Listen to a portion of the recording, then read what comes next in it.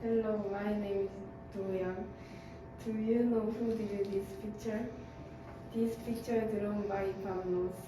He emceed TV program The Joy of Painting and became world famous. Chapter 1. Period of growth and military. Pablos was born in Daytona Beach, Florida. He dropped out of middle school and he helped father's work. At the time, he hurt his left index finger. For that reason, he hid his left hand when he appeared TV show or take a picture. When he was 18, he enlisted U.S. Air Force and worked for 20 years. He worked at Alaska Air Base. He saw snow and mountains for the first time. He became his painting's maintainer. During service in the military, he learned how to draw painting. After that, he worked as a bartender and started to sell paintings on plate. After that, income of selling plates exceeded salary. He thought drawing painting is better than military service, so he got discharged. Chapter 2. Possibility. After his discharge, he visited William Alexander. He could use technique so-called wet on wet. Pablos learned his technique and joined his company. At this time, Pablos met his best friend and longtime business partner, Annette Kowalski. She went to take a lecture. Annette saw Bob. Annette paid attention Bob's possibility, so he suggested partnership.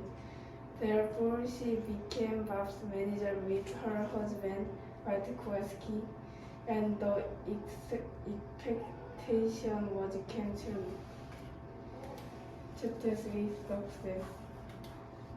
Walter Kowalski was a retired CIS agent. He used his remarkable personal connections. Eventually, Walt contracted TV show with American Network. The TV show is The Joy of Painting. This TV show was a great success. Almost viewers of 18 million watched this show at the broadcasting station. Bob received 200 letters every day.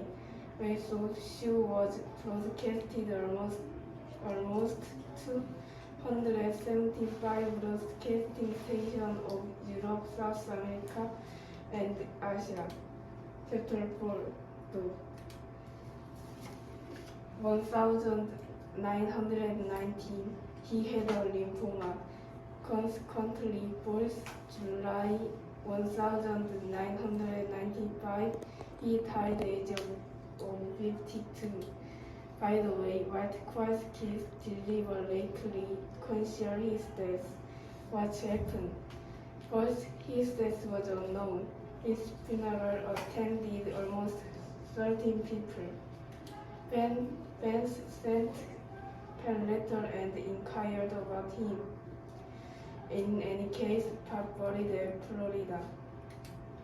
Kowalski founded PRI and after success of The Joy of Painting. Their relationship was good at first, but they disputed for extreme commodification. He died due to lymphoma. They tried to gain copyright.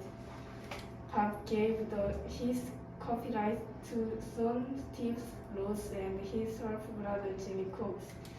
By the way, Jimmy Cox handed over copyright to PRI. So Kowalski's daughter, Joan Kowalski, manages PRI, said good about him, and they're running a channel on YouTube about Pablos now. Chapter 5. Technique. He usually used technique called wet on wet. This technique helps we can draw quickly, and he learned it by William Alexander. Wet on wet is called Alapringa. It was made in Netherlands. He tried to access oil painting easily and break stereotype of painting. From North America's most famous painter, he made a great buzzword. That's easy. Thank you for listening. Hello, my name is Hannah. Today I'll talk about how to take a good picture. If you can take good pictures, you should focus because I'll let you know some tips. People order. Why important contrast? Contrast picture 1 and contrast picture 2. Second, screen composition. Difference of two pictures, right picture and wrong picture. First, why contrast important? I'll show you two contrast pictures. Do you think which picture is good picture? First picture is easy to demonstrate a skin trouble. Second picture is hard to demonstrate a skin trouble. First picture is not taken well, but second picture is taken well. Second, screen composition. Screen composition is very important. Before start, I show you two pictures again. What is differences? First picture shows two main characters. It appropriates the screen composition. Second picture's main character is one. Third, angle's height. First picture's angle is high. In this picture, the person's height is short. And second picture's angle is normal. It is user people's picture. Third picture's angle is low. People's height seems very tall, so it's a good picture.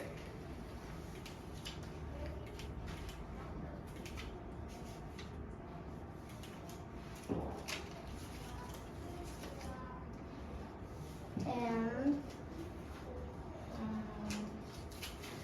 side order. First, analyze good side picture. Second, you should take a picture clearly. Third, consider a reason. First, analyze good side picture. First picture is wrong because this is very zoomed, so we can't notice what is important.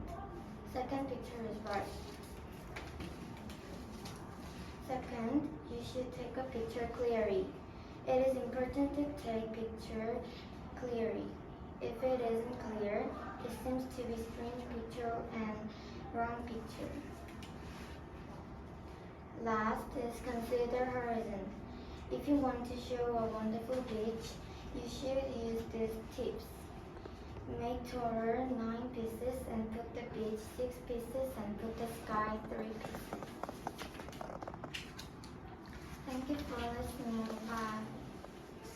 Hi, my name is Hajin And my name is Yuho. Today we are going to explain you about the depth of the Mona Lisa. Of course you know what the Mona Lisa is, don't you? It's one of the famous masterpieces of Leonardo da Vinci. It's one of the famous Mona Lisa is on display at the Louvre Museum in France. She is featured by a delicate smiling.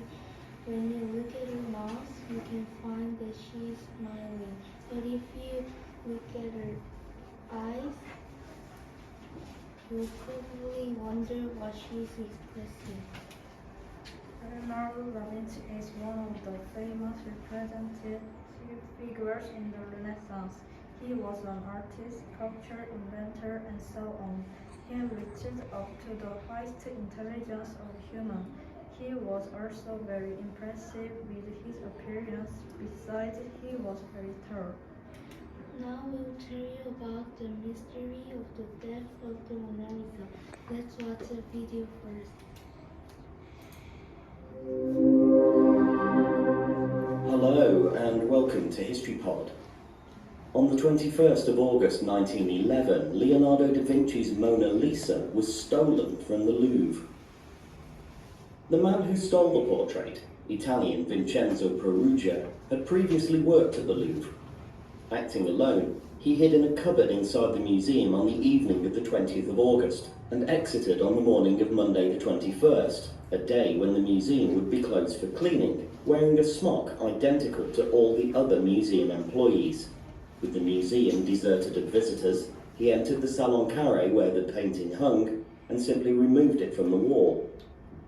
Making his way to a stairwell, Peruggia removed the glass that had only recently been fitted to protect the painting from vandalism and discarded the frame. Leaving both the glass and the frame behind, he went back through the door with the painting and walked out of the museum unchallenged. Described by some as the greatest art theft of the 20th century, the museum itself didn't even realise that the painting had been stolen until the next day.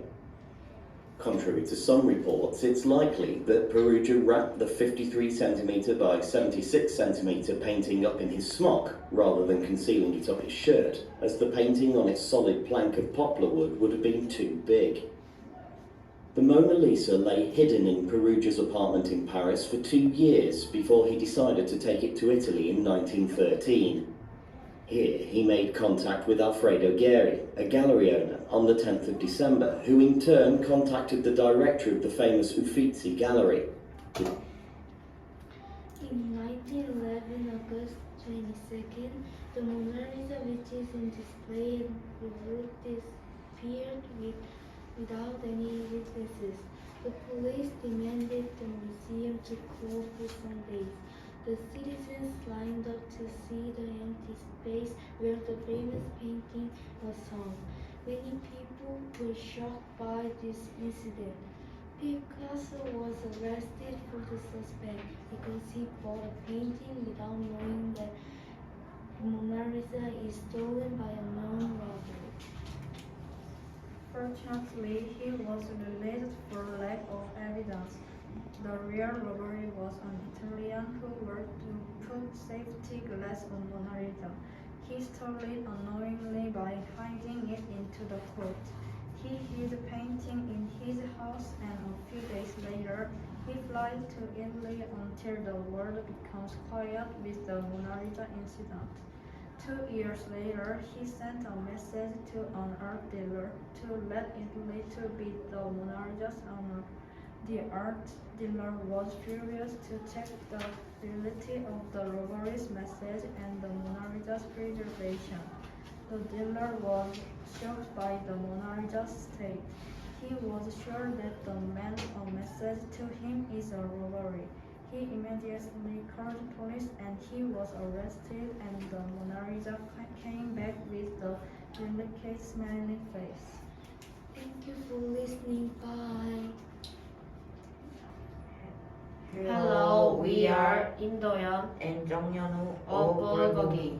The topic we are going to talk about is modern art. The contents will be: first, what is modern art? Second, types of modern art. Third, typical modern artist. Fourth, criticism of modern art. Fifth, to conclude. What is modern art? It's called modern art in a concept, but concept is actually very vague.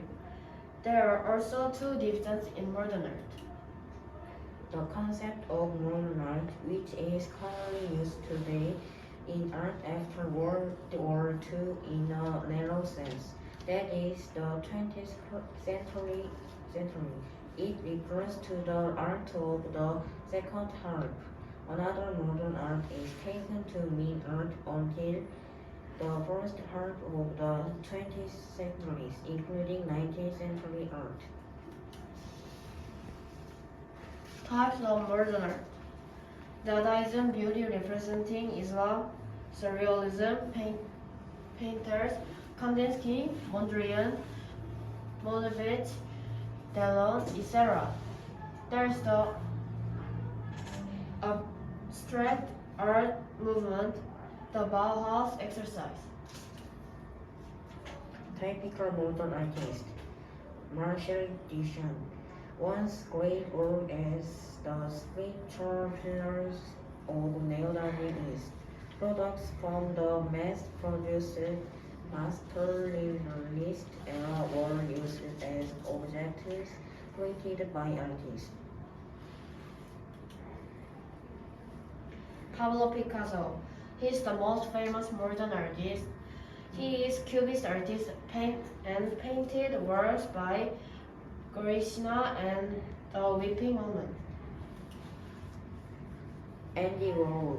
He is an American painter, film producer, and master of pop art, and has represented works such as 200 Sword Cans and 2 early more. Critique of qualities. Do you know which one is the painting of a 4-year-old and which one is modern art? Here's a painting of a 4-year-old and here's modern art. Ordinary people don't really notice the difference between 4-year-old and modern art. As you can see, there's a debate and the quality of modern art as an art. To conclude, what do you think of modern art? Some people think it's artist, some people think it's a low statue. These were Burgundy's background about modern art. Thank you.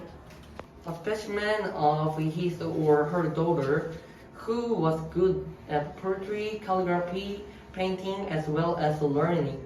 He did not come from his or her family, and he had an excellent reputation as an artist at the time of 심사임당.